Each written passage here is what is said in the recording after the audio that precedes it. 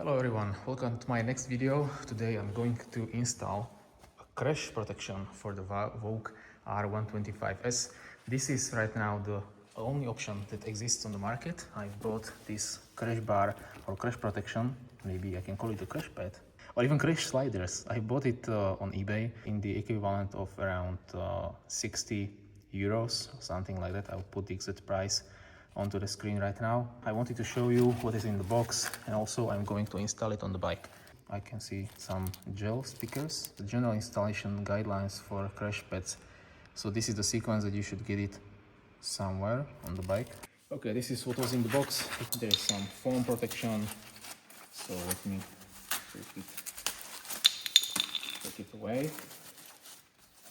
This is the nylon slider. There is a sticker from the manufacturer, spacer under the nylock, the nut, and that's all. Yeah, this is an extremely simple part, threaded rod, but they cut it to a specific length, but you can see there is some silver color there.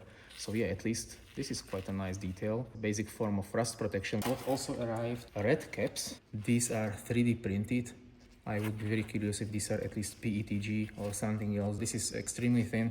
It is supposed to get at the end of the nylon slider. You should put it in there, and probably to make it a little bit nicer, there you are supposed to stick gel logos. These are quite nice, but still some part of the red cap will still be exposed, and I am really worried that this is not a snug fit. They tried to design it so that it would be retained. There is a wider section on the end cap, this line here, but you will just put it in there several times, plus the material will also definitely work because of temperature changes, so you are going to lose these end caps.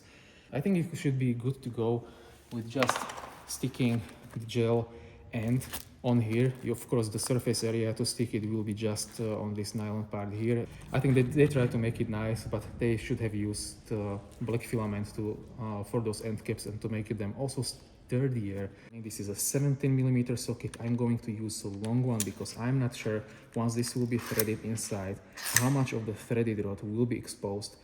Usually when it comes to the crash protections, you are supposed to go onto the frame of the bike. This is because even if the fall of the bike is when you're, for example, just in a parking space, so there is not too much force, still the bike, it weighs something.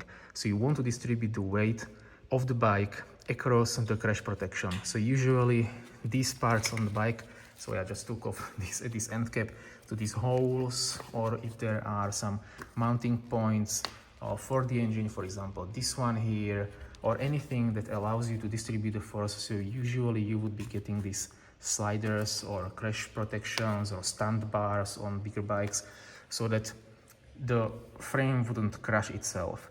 So this thing here is really the most basic, simplest protection that you can get. And also this is due to the fact that this crash slider is mounted right through the engine. So this is the engine, and you can see there is a mounting hole that is empty from the factory.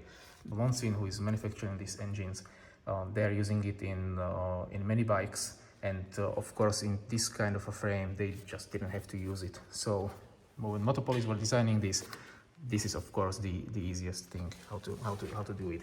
It does provide one major drawback. If the crash will be, or the slide would be with some higher force, you are endangering the engine block. There is just nothing else that you can do about it. But what will essentially happen, and this is of course this is a two-piece part, it can either split, it can crack. I think it's better than nothing, because I'm not saying that every time you would drop it, especially for example here, let's say that I would do some stupid mistake, I'll just drop the bike. I'm not saying that the engine will crack. I'm saying that this definitely will not withstand any severe force that you can exert on the bike, especially if you would be driving. You would fall down, or you would even slide. It will try to either rip away the engine out of the frame, or it will split the block. So there are not many nice options. It can minimize some severe damages. So if I would drop the bike on its side, the protrusion of the slider will at least prevent the cracking on the engine cover.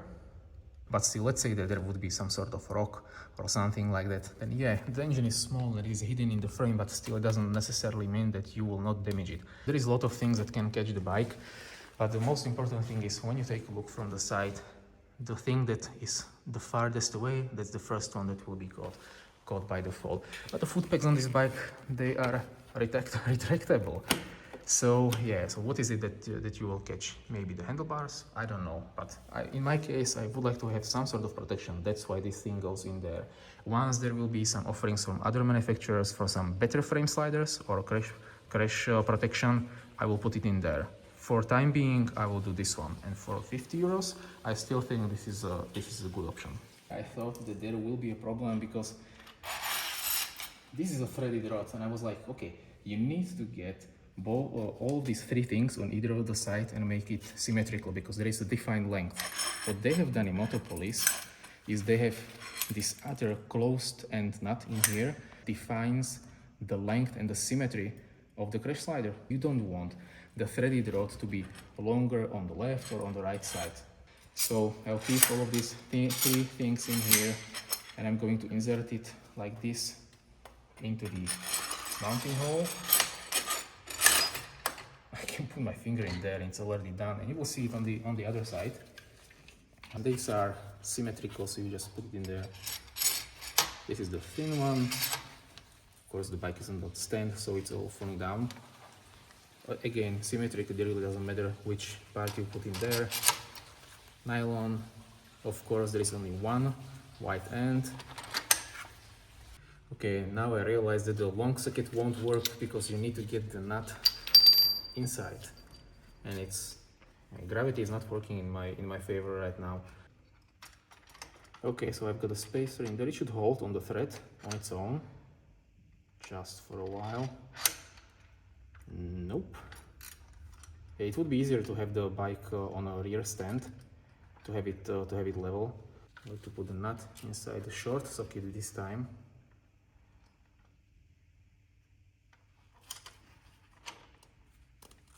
I'll push the rod away from the other side, and I'll start tightening it. So it looks like you need two ratchets because you just cannot tighten the nut on one side without the rod spinning. So what you have to do is, when you take a look from this side, I'm going to hold one nut, the closed nut, with one ratchet. I'm going to use the second one, this loose end, and I'm going to tighten it.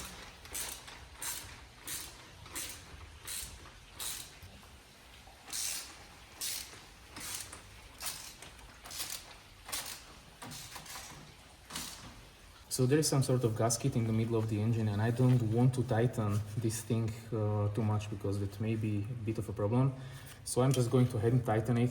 And by the way, on the packaging it says recommended torque is 40 Newton meters. Yeah, so I was just checking how much I tightened the right side. This is where the closed end nut is, and when I hit it with a finger, it was making a strange clunky noise, and of course the end nut was not super tight. But yeah, it's there. You can see the frame sliders. Yeah, let me get the second ratchet out. This is how much they protrude out of the bike. Yeah, they're quite long. At least it looks like they are in the line of the rear brake. Let's take a look from the top. Yeah, the handlebars are much longer. But yeah, at least something. Probably some other companies will arrive with some different offerings with classic frame sliders, something that would connect to the other side. So when you fall, the energy gets transferred to the other side, and it doesn't necessarily crash the frame of the bike or threaten the way the engine is mounted.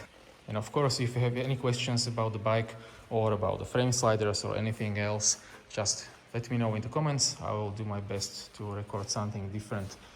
Thank you for watching, and I'll see you next time.